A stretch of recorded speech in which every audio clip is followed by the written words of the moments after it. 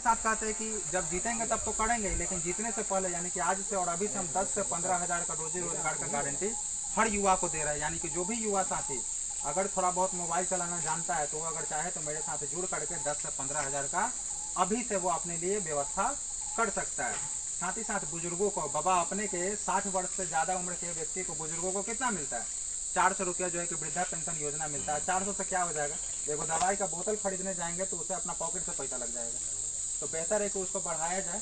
तो बढ़ा करके कहा जा रहा है कि 2000 रुपया कर दिया जाएगा। अब अगर 2000 हो जाएगा तो 2 को प्राणी है तो 4000 रुपया आएगा, तो कम से कम कुछ हद तक तो बाल बच्चा पर निर्भर नहीं रहना पड़ेगा, कुछ हद तक तो व्यवस्था हो जाएगा।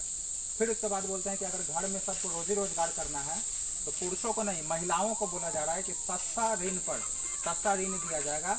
100 रुपया में 4 रुपया उसका मात्र साल भर में सूद लगेगा। उस सूद पर जो है कि महिलाओं को लोन दिया जाएगा ताकि वो अपना रोजी रोजगार कर सके। और अगर ये पार्टी जीत जाती है तो भविष्य में हो सकता है कि वो पैसा माफ भी कर दिया जाए।